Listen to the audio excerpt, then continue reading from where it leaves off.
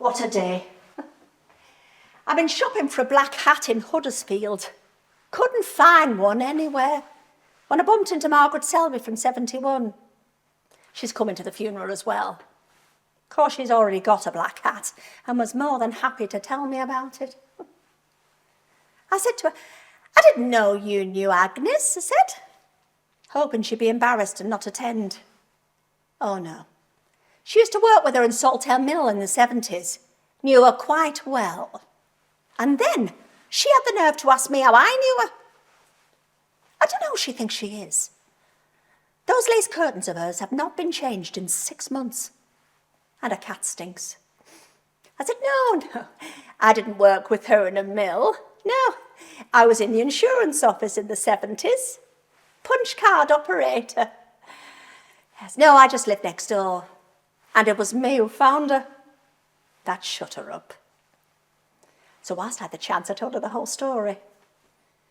She'd blown a fuse in her plug socket, overloaded it with too many plugs and a European converter that she bought for a blender that she got from Alicante. I said to her, Spanish and electrics don't mix. She wouldn't listen. She said it cost €4 and made lovely soup. Anyway, her son Derek usually came over on a Sunday from Todmorden and did a few odd jobs for her. But he'd missed last Sunday as his Labradoodle had pulled him off his skateboard in the park and twisted his ankle. Skateboarding? He must be 50. Thinks he's George Clooney.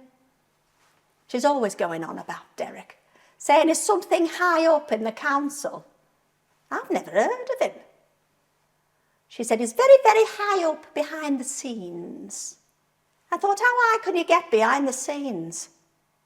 Anyway, he has not mended this fuse, so she's had to use another plug socket, which meant she's placed the toaster above the sink where she washes up. Well, you can see what's coming, can't you? She's popped in 2 slices to toast in the morning, and then she thought she'd give a few plates a quick wipe over. And then, splosh, toaster's fallen in the sink, electrocuted her.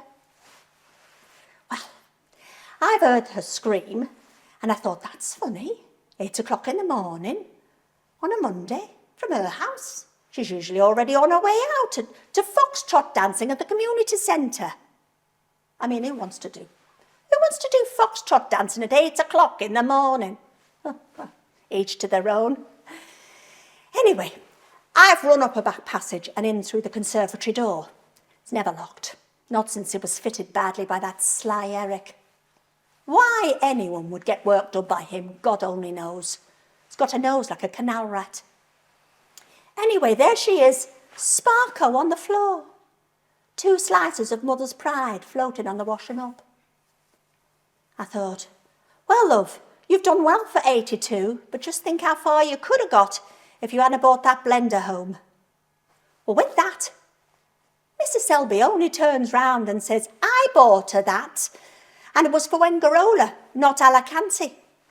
Well, you could have knocked me down with a feather. Turns out they went on an OAP's holiday with a Saltaire Mill Chatty Talk group or whatever they're called.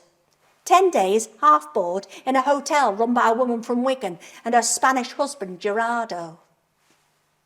Oh, I said, I hope you don't feel guilty. I mean, I'm sure it's not a matter for the coroner. Coroner, she said, what do you mean? I said, well, they want to know what she's doing with a faulty blender. She said, but I thought you said it was a toaster that fell in the sink. I said, yes, but they want to know what led up to that. They're very inquisitive, these coroners. I remember when Eric Duckworth fell off his bike and was hit by a bus. They were not happy with the landlord of the plough who let him leave all wobbly-legged. And his defence, that he thought he always walked like that, was seen as contempt of court. She said she didn't see the connection with Eric Duckworth. And I thought, well, you will if I tell him about that bloody blender. Anyway, she just shrugged and said she had to get off because her daughter was coming round to show off a new tan that she got done in Leeds.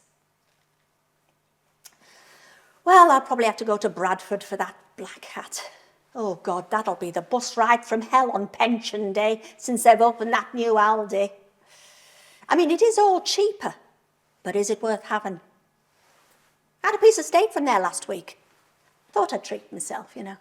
It's like eating the side of a bingo handbag. The dog had most of it. Anyway, their marmalade's all right. It's not bad, even if it is called Slav Mott, whatever that is. I said to the fella in there, I said, do you do marmalade? He said, well, this is just as good. I mean, you can taste the difference a bit. But what else can you put on your toast for 32p?